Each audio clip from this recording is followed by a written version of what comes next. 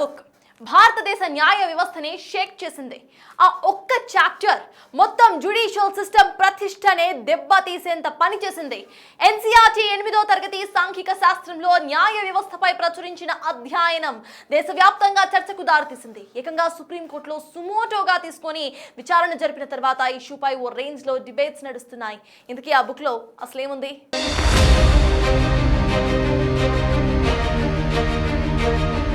భారతదేశ విద్యా వ్యవస్థలో జరిగిన ఓ అరుదైన పరిణామం దేశవ్యాప్త చర్చకు దారితీసింది. సాధారణంగా పాఠ్య పుస్తకాలు జ్ఞానాన్ని పెంచుతాయి. కానీ ఎన్సీఈఆర్టీ 8వ తరగతి సాంఘిక శాస్త్ర పుస్తకంలోని న్యాయ వ్యవస్థ అనే అధ్యాయం ఏకంగా సుప్రీంకోర్టునే షాక్ కి గురి చేసింది. ఆ ఒక్క చాప్టర్ న్యాయ వ్యవస్థ ప్రతిష్టను ప్రశ్నార్థకం చేసేలా ఉందన్న వాదనలతో సుప్రీంకోర్టు సీరియస్ అయింది.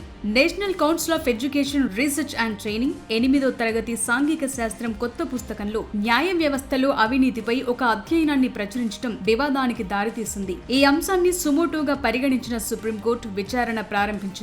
ఇది న్యాయ వ్యవస్థ ప్రతిష్టను దెబ్బతీసేందుకు చేసిన కుట్రేనంటూ ఆగ్రహం వ్యక్తం చేసింది. ఈ వ్యవహారంలో బాధ్యులకు శిక్ష పడాలని సీజేఐ తీవ్రంగా స్పందించింది. ఈ విచారణ క్రమంలో సుప్రీంకోర్టుకు బేషరతుగా క్షమాపణలు చెప్పాలని డిమాండ్ చేసింది. ఈ వ్యవహారాన్ని తాము సమర్థించుకోవటం లేదని ప్రభుత్వం తరపున సొలిసిటర్ జనరల్ తుషార్ మెహతా కోర్టుకు తెలిపారు. విచారణలో భాగంగా సీజేఐ సూర్యకాంత్ సీరియస్ కామెంట్స్ చేశారు. వాళ్లు ప్రయోగించిన బుల్లెట్ తో న్యాయ వ్యవస్థ రక్తం చెందిస్తోందన్నారు. న్యాయ వ్యవస్థ అధికారాన్ని అణచివేసేలా, గౌరవాన్ని కించపరిచేలా ఉద్దేశపూర్వకంగా చేసిన చర్యగా కనిపిస్తోంది. దీన్ని పట్టించుకోకుండా ఇలానే వదిలేస్తే ప్రజలు, యువత మనసుల్లో న్యాయ వ్యవస్థ పవిత్రత దెబ్బతినే అవకాశముందని ఆందోళన వ్యక్తం చేశారు. అలాగే న్యాయ వ్యవస్థ పాత్ర వివరించేందుకు ఒక పూర్తి అధ్యాయాన్ని ఎన్సీఈఆర్టీ కేటాయించింది. కానీ కోర్టుల విశిష్ట చరిత్రను మాత్రం వదిలేసింది. జవాబుదారీతనం ఏర్పడేదాకా ఈ వ్యవహారాన్ని తాము వదిలేది లేదన్నారు. దీని వెనుక ఎవరున్నారో తెలుసుకోవాలనుకుంటున్నామని సీజేఐ అన్నారు. అదేవిధంగా ఎన్సీఈఆర్టీ ఈ వివాదాస్పద పుస్తకంపై నిషేధం విధించింది. దీన్ని ఉల్లంఘిస్తే కఠిన చర్యలుంటాయని హెచ్చరించింది. ఆ సంస్థ డైరెక్టర్ స్కూల్ ఎడ్యుకేషన్ సెక్రటరీకి షోకాజ్ నోటీసులు జారీ చేసింది. బాధ్యులపై ఎందుకు చర్యలు తీసుకోకూడదో వివరించాలని ఆదేశించింది. కేంద్రం తరపున సొలిసిటర్ జనరల్ స్పందిస్తూ న్యాయ వ్యవస్థకు తామెప్పుడు అండగా ఉంటామని తెలిపారు. పబ్లిక్ నోటీస్ ద్వారా బేషరతుగా క్షమాపణలు చెప్తామని కోర్టుకు తెలియజేశారు. ఆ అంశంపై తదుపరి విచారణ మార్చి 11న జరగనుంది.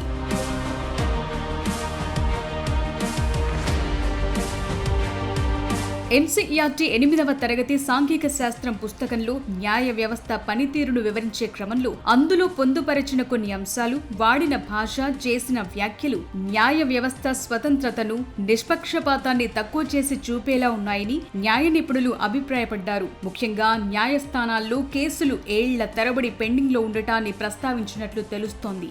సామాన్యుడికి న్యాయం అందటం ఎంత కష్టమో వివరిస్తూ వాడిన పదజాలం న్యాయ వ్యవస్థపై అపనమ్మకాన్ని కలిగించే ఉన్నాయని భావించారు. వ్యవస్థలో ఉన్న లోపాలను ఎత్తి చూపటం తప్పు కాకపోయినా ప్రాథమిక పాఠశాల స్థాయి విద్యార్థుల మనసుల్లో న్యాయ వ్యవస్థపై ప్రతికూల భావన ఏర్పడేలా ఈ పాఠ్యాంశం ఉందనే వాదనలు వినిపించాయి.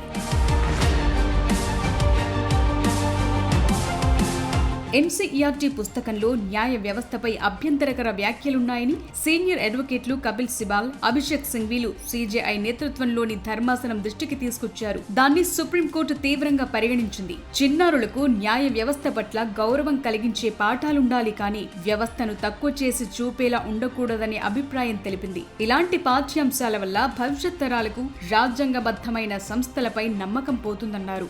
న్యాయ వ్యవస్థకు కళంకం ఆపాదించేలా ఎవరు ప్రవర్తించినా అనుమతించనని సీజేఐ ఆగ్రహం వ్యక్తం చేశారు. ఈ క్రమంలో న్యాయ వ్యవస్థలో అవినీతి గురించిన పాఠ్యాంశంతో కూడుకున్న పుస్తక పంపిణీని నిలిపివేయాల్సిందిగా ఎన్సీఈఆర్టీని కేంద్ర విద్యాశాఖ ఇప్పటికే ఆదేశించింది. అసంబద్ధమైన విషయాలు పాఠ్యాంశంలో వచ్చాయని, నిర్ణయం తీసుకోవటంలో పొరపాటు వల్ల ఇలా జరిగిందని ఎన్సీఈఆర్టీ తెలిపింది. పాఠ్య పుస్తకాన్ని అధికారిక వెబ్సైట్ నుంచి తొలగించింది. అసంబద్ధమైన అంశాలను ప్రచురించినందుకు క్షమాపణ చెప్పింది.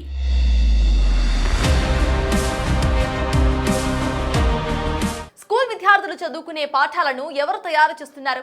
మన దేశ న్యాయ వ్యవస్థ గురించి గొప్పగా నేర్పించాల్సింది పోయి తప్పుడు సమాచారాన్ని పాఠాలుగా మలిచి పుస్తకాలు అచ్చువేయించడం అసలు ఎంతవరకు సమంజసం? రేపటి తరం పౌరులకు ఏం నేర్పించాలి అనుకుంటున్నారు? ఇది తెలియక జరిగిన పొరపాట, కుట్రపూరితంగానే చేసిన వ్యవహారమా? ఎన్సీఆర్టీలో అసలు ఏం జరుగుతోంది? పాఠ్య పుస్తకాలు జ్ఞానాన్ని పంచేవి, సమాచార నిధులు మాత్రమే కాదు, ఒక దేశ భవిష్యత్తుని తీర్చిదిద్దే దిక్సూచీలు.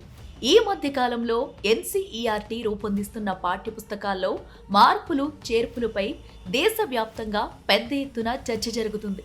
ఇప్పుడు మన దేశ న్యాయ వ్యవస్థ, రాజ్యాంగ విలువలకు సంబంధించిన అంశాల్లో మార్పులు రావడం పట్ల అన్ని వైపుల నుంచి విమర్శలు వ్యక్తమవుతున్నాయి.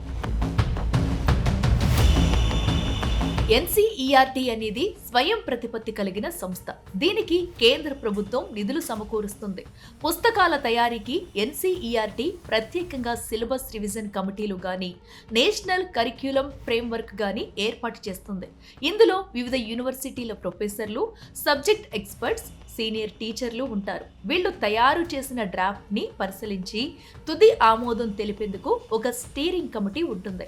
ఈ క్రమంలోనే న్యాయ వ్యవస్థ స్వతంత్రత గురించి నేర్పించే క్రమంలో జ్యుడిషియరీ సిస్టంతో అవినీతి అంశాల ప్రస్తావన కోర్టుల ప్రతిష్టని దెబ్బతీసేలా ఉందనే వాదనలు వినిపించాయి. ఈ వివాదం భిన్నమైన వాదనలు వినిపిస్తున్నాయి. నిర్దిష్టమైన సిద్ధాంతాన్ని పిల్లలపై రుద్దేందుకు చరిత్రని, వ్యవస్థల గొప్పతనాన్ని వక్రీకరిస్తున్నారని విమర్శకులు అంటున్నారు. ఇదంతా రాజకీయ ఎజెండా ప్రకారమే జరుగుతుందనే ఆరోపణలు కూడా ఉన్నాయి. అయితే పాఠ్య పుస్తకాల్లో వాస్తవాలు లోపిస్తే వచ్చే ప్రమాదాలు తీవ్రంగా ఉంటాయి. న్యాయ వ్యవస్థ గురించి, న్యాయం గురించి తీర్పులలోని లోతుని నేర్పించకపోతే రాజ్యాంగ స్ఫూర్తి దెబ్బతింటుంది. ఎన్సీఈఆర్టీ పుస్తకాలు తటస్థంగా ఉండాలి తప్ప ఒక స్టాండ్ తీసుకోవడం కరెక్ట్ కాదనే అభిప్రాయం గట్టిగా వినిపిస్తుంది. ముఖ్యంగా న్యాయ వ్యవస్థ లాంటి సున్నితమైన అంశాల్లో వాస్తవాలను వక్రీకరించడం అంటే దేశ పునాదులను బలహీనపరచడమే. ఎన్సీఈఆర్టీ పాఠ్య పుస్తకాల్లో న్యాయ వ్యవస్థ గురించి తప్పుడు సమాచారం ఇవ్వడంపై సుప్రీంకోర్టు ఆగ్రహించడం సరైందేనని వాదనలు కూడా ఇప్పుడు వినిపిస్తున్నాయి. 10 ఏళ్లుగా ఎన్సీఈఆర్టీ పాఠ్య పుస్తకాలను తిరిగి రాసిన విధానం సిగ్గుచేటు, ప్రమాదకరమైందని చెబుతున్నారు. ఇప్పటికే అభ్యంతరకరంగా ఉన్న వ్యాఖ్యలను తొలగించడంపై దృష్టి పెట్టారు. న్యాయ వ్యవస్థ సాధించిన విజయాలు, సామాన్యులకు న్యాయం చేకూర్చిన మైల్ స్టోన్ లాంటి తీర్పులని పాఠ్యాంశాల్లో చేర్చాలని నిర్ణయించారు. ప్రజాస్వామ్యంలో న్యాయ వ్యవస్థ ఒక బలమైన స్తంభం. వ్యవస్థలో లోపాలు ఉండొచ్చు, కానీ వాటిని విశ్లేషించేటప్పుడు, ముఖ్యంగా విద్యార్థులకు బోధించేటప్పుడు సమతుల్యత అవసరం. పాఠ్య పుస్తకాల్లో న్యాయ వ్యవస్థ స్వతంత్రత గురించి బోధించేటప్పుడు అది ప్రజాస్వామ్యానికి ఎందుకు వెన్నుముక అనే కోణంలో పాఠాలు ఉండాలి. న్యాయమూర్తులు భయం లేకుండా పనిచేయడానికి రాజ్యాంగం కల్పించిన రక్షణల గురించి వివరించాలి. రాజకీయ జోక్యం లేకుండా న్యాయమూర్తులు నియామకం ఎలా జరుగుతుంది, వారిని అంత సులభంగా తొలగించడం సాధ్యం కాదనే విషయాన్ని తెలపాలి. ముఖ్యంగా న్యాయ వ్యవస్థ స్వతంత్రంగా వ్యవహరించి పౌరుల ప్రాథమిక హక్కులను కాపాడిన చారిత్రాత్మక తీర్పులను చేర్చాలి. ఇలాంటివి కథల రూపంలో చెబితే విద్యార్థులకు ఆసక్తి కలుగుతుంది. ప్రభుత్వం చేసే చట్టాలు రాజ్యాంగానికి వ్యతిరేకంగా ఉంటే వాటిని కొట్టివేసే అధికారం న్యాయస్థానాలకు ఉంటుందని వివరించారు. సామాన్య ప్రజల కోసం న్యాయస్థానాలు ఎలా స్వచ్ఛందంగా పనిచేస్తాయో వివరించాలి. విమర్శలు వ్యవస్థను సంస్కరించేలా ఉండాలే గాని దాని పునాదులనే బలహీనపరిచేలా ఉండకూడదు. 8వ తరగతి సాంఘిక శాస్త్రం పుస్తకంలోని ఒక్క చాప్టర్ సృష్టించిన ప్రకంపనల వల్ల దేశవ్యాప్తంగా పాఠ్య పుస్తకాల రూపకల్పనలో మరిన్ని జాగ్రత్తలు తీసుకోవాల్సిన అవసరాన్ని అంతా గుర్తించారు.